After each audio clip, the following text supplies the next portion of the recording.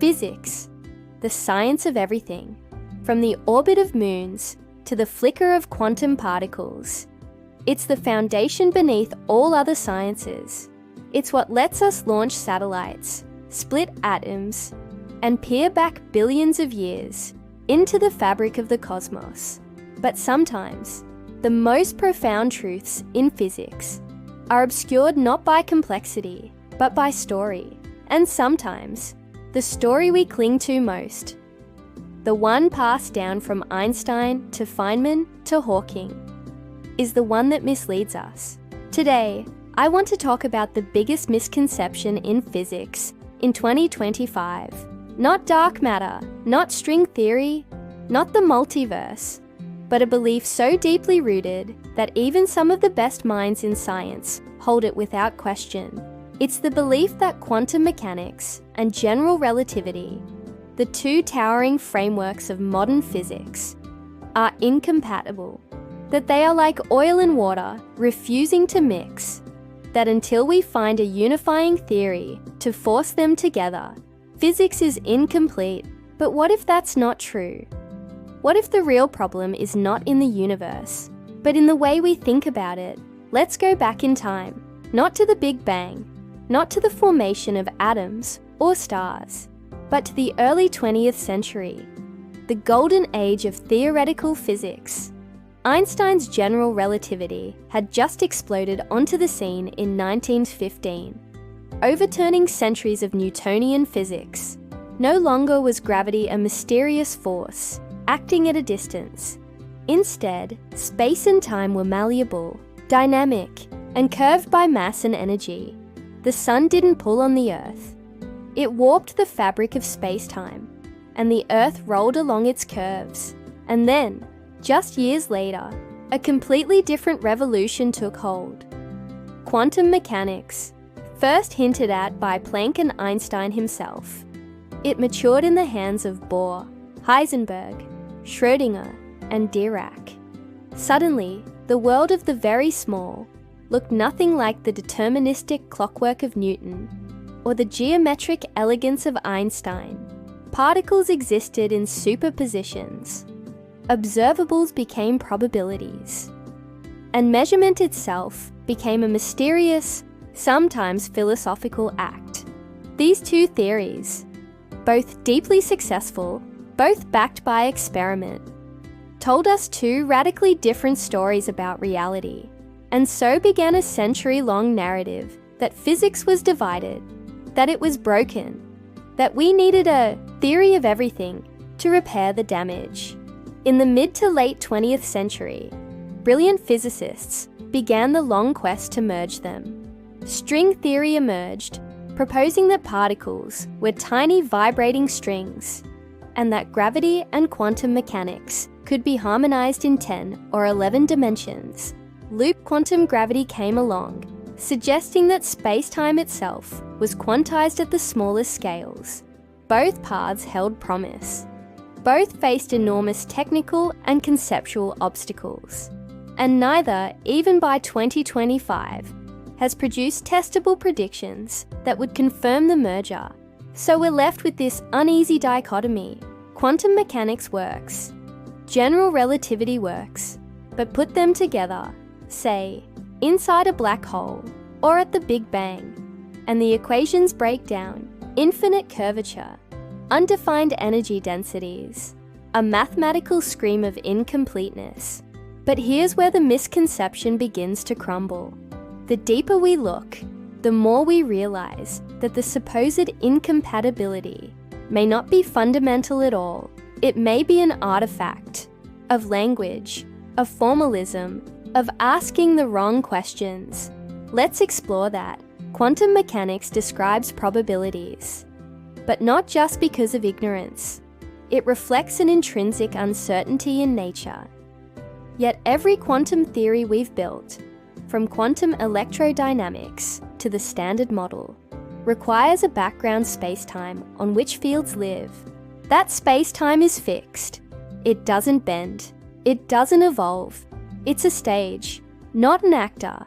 General relativity, on the other hand, says that spacetime is dynamic. It's not a fixed grid. It warps, it evolves, it reacts to energy and matter. So the challenge seems obvious. How can you build a quantum theory of something? Space-time.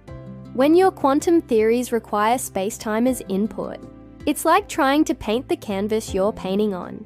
And so, physicists declared incompatibility. The conclusion seemed logical, but slowly cracks began to form in the argument, starting with black holes. Stephen Hawking, in the 1970s, made a stunning discovery. Black holes aren't entirely black. They radiate. Quantum fields in curved spacetime lead to Hawking radiation. Slow, faint, but real. Over time, black holes evaporate. But this leads to a paradox. If a black hole evaporates completely, what happens to the information about the matter that formed it? Quantum mechanics says, information can't be destroyed. But general relativity seems to say it vanishes behind the event horizon. A contradiction, or is it? Decades later, in the 2010s and 2020s, physicists started piecing together a different story. The ADS-CFT correspondence, discovered by Juan Maldacena, showed that a universe with gravity can be mathematically equivalent to a universe without it, living on the boundary. Black holes in the bulk correspond to thermal states in the boundary theory. Information, it turns out, is not lost. It's encoded in subtle, non-local correlations. And more. ER a conjecture proposed by Maldacena and Susskind, suggesting that entangled particles, Einstein-Podolsky-Rosen pairs, might be connected by non-traversable wormholes. Einstein-Rosen bridges, geometry and entanglement, it seems, are not separate. They may be the same thing. This is not fiction. This is not speculation. These are published insights, reshaping the foundations of physics in real time. And what they hint at is profound.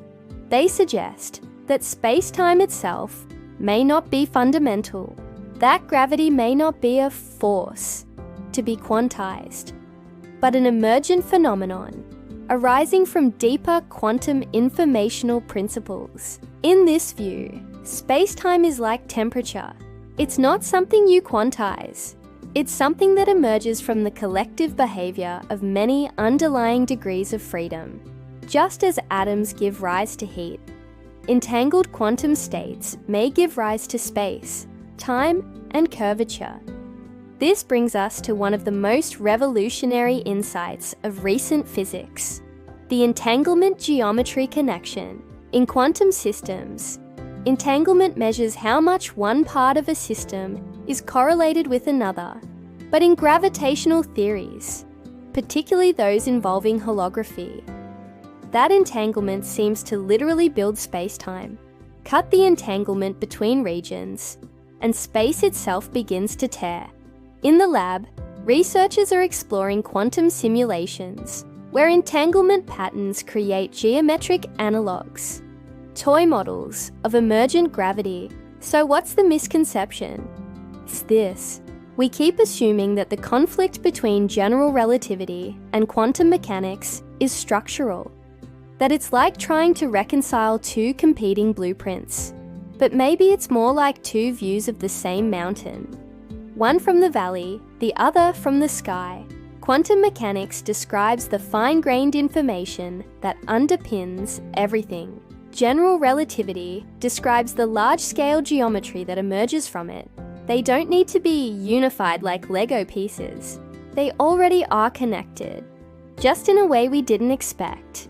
And now, in 2025, the physics community is finally beginning to accept that the obsession with a theory of everything, a single beautiful equation, may have blinded us to deeper truths.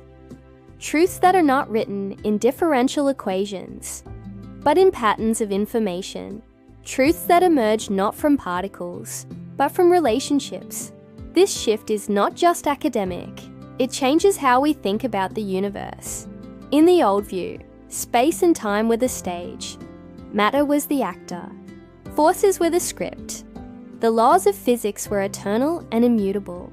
In the new view, information is primary, entanglement is structure, geometry is emergent. The universe is not a machine, but a network. Not a blueprint, but a story. One constantly written and rewritten in the language of quantum relationships. Even time itself may be emergent. Some researchers suggest that time arises only when certain kinds of entanglement or complexity exist, that in the most fundamental sense, there is no time. Only correlations, only transitions, only records. So where do we go from here? If gravity is emergent, then trying to quantize it may be like trying to quantize a rainbow. The deeper reality lies beneath. In the quantum substrate, from which gravity, space, and time unfold. The task of physics in the coming decades may not be to find the one equation to rule them all, but to understand how complexity, entanglement, and information give rise to the classical world we experience. This is not giving up. This is not retreating from ambition. It's evolution. It's a recognition that unification may not come from squeezing theories into one mold, but from seeing them as perspectives on a richer, deeper whole. So the next time someone tells you that general relativity and quantum mechanics are incompatible, remember, that idea belongs to the past. The real challenge isn't reconciling two theories. It's updating our story, because maybe the universe was never broken. Maybe, just maybe, it was always quantum. We just didn't realize it.